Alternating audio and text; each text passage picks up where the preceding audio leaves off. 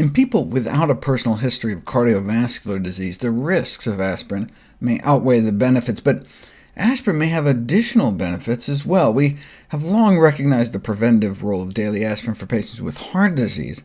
However, it now appears we can now hatch two birds from one egg.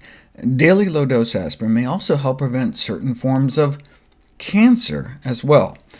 In an analysis of 8 different studies involving more than 25,000 people, the authors found a 20% decrease in risk of death from cancer among those randomized to a daily aspirin. The search for effective and safe treatments for cancer remains an enormous, burdensome challenge.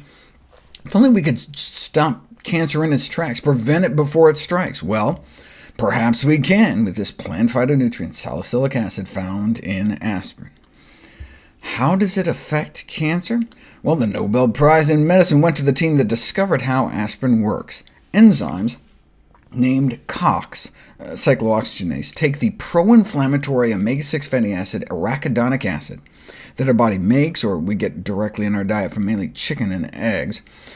Our enzymes take the arachidonic acid and turn it into inflammatory mediators like thromboxane, which produces thrombosis with clots, and prostaglandins, which cause inflammation.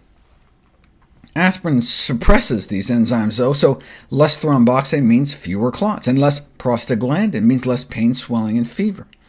But prostaglandins can also dilate the lymphatic vessels inside tumors, allowing cancer cells to spread. So one of the ways cancer tries to kill us is by boosting COX activity. That's one of the ways we think aspirin can help prevent cancer, by counteracting tumor attempts to pry open the lymphatic bars on its cage and spread throughout the body. Because the reduction in mortality due to some cancers occurred within 2 to 3 years after aspirin was started. That seems too quick to be accounted for by an effect only on the genesis, formation of cancer. Cancer can take decades to develop. So the only way aspirin could save us that fast is by suppressing the growth and spread of tumors that already exist.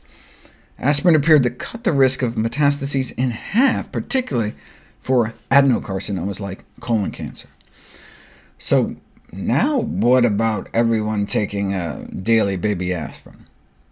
Previous risk-benefit analyses did not consider the effects of aspirin on cancer, instead just balancing cardiovascular benefits with bleeding risks. But these new cancer findings may change things. If this was just a reduction of colon cancer risk, then the benefits might not outweigh the harms for the general public. But now we have evidence that it works against other cancers too. Even a 10% reduction in overall cancer incidence could tip the balance in favor of benefits versus risks. So how does the cancer benefit compare? As we saw before, using aspirin in healthy people just for cardiovascular protection is kind of a wash. By contrast, the cancer prevention rates might save twice as many lives, so the benefits may outweigh the risks. If you put it all together, heart attacks, strokes, cancer, and bleeding, aspirin comes out looking protective overall, potentially extending our lifespan. Yes, higher risk of major bleeding, even at low-dose aspirin, but fewer heart attacks, clotting, strokes, and cancer, so may be beneficial overall. Now note these age categories only go up to 74 years old, though. That's because the risk of bleeding on aspirin increases steeply with age, and so may tip the balance the other way. But in younger folks, this data certainly has the research community buzzing. The emerging evidence on aspirin's cancer protection highlights an exciting time for cancer prevention. In light of low-dose aspirin's ability to reduce mortality from both vascular events and cancer to a very notable degree, it's tempting to recommend low-dose aspirin for nearly everybody. However, aspirin pills, even at low doses, has a propensity to damage the lining of our stomach and intestines, increase the risk of gastrointestinal bleeding. This fact may constrain health authorities from recommending aspirin for the general population. Recent meta-analyses estimate that just a single year of low-dose aspirin therapy will induce major gastrointestinal bleeding in 1 out of 833 people. If only there were a way to get the benefits without the risks. Those who remember this video already know the answer. The aspirin phytonutrient isn't just found in willow trees, but throughout the plant kingdom. This explains why the active ingredient in aspirin is found normally in the bloodstream, even in people not taking aspirin. Here's the levels of aspirin in people that eat fruits and vegetables. And here's the level found in those that don't.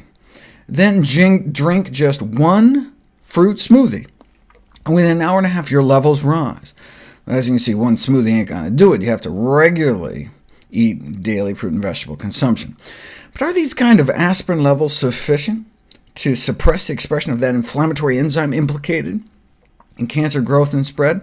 Well, using umbilical cords and foreskins, where else are you going to get human tissue, they found that even those low levels caused by smoothie consumption significantly suppress the expression of that inflammatory enzyme at a genetic level. Well, if this aspirin phytonutrient is made by plants, we might expect plant eaters to have higher levels. And indeed, not only did they find higher blood levels in vegetarians, there was an overlap with people taking aspirin pills. Some vegetarians had the same level in their blood as people actually taking aspirin. Vegetarians pee out as much of the active metabolite as aspirin users do, just because they're eating so many fruits and vegetables. Because the anti-inflammatory action of aspirin is probably the result of this active ingredient in aspirin, salicylic acid, and the concentrations of salicylic acid seen in vegetarians has been shown to inhibit that inflammatory COX enzyme in vitro, it's plausible that dietary salicylates may contribute to the beneficial effects of a vegetarian diet, although they say it seems unlikely the most omnivores would be able to achieve sufficient dietary intake of salicylates to have a therapeutic effect, though they could certainly eat more fruit and veggies too. With effectively all that aspirin flowing through their systems, plant eaters must have high ulcer rates, right? Aspirin can just chew through our gut, but no. Vegetarians appear to have a significantly lower risk of ulcers for both men and women. So for the general population, by eating plants instead of taking aspirin, we may not just get the benefits without the risks, we can get benefits with benefits. How is that possible? Because in plants, the salicylic acid may come naturally prepackaged with gut-protective nutrients. For example, nitric oxide from dietary nitrates exerts stomach protective effects by boosting blood flow and protective mucus production in the lining of the stomach, effects that demonstrably oppose the pro-ulcerative impact of aspirin. Dark green leafy vegetables are among the richest dietary sources of nitrate, but of course the researchers go on to say, since it may be unrealistic to expect people to eat ample servings of greens every day, we should just give people pills with their pills, right? Nitrate pills with their aspirin pills. But why not just eat our greens? People who've had a heart attack should follow their physician's advice, which probably includes taking aspirin every day. But what about everyone else? I think everyone should take aspirin, but in produce, not pill form.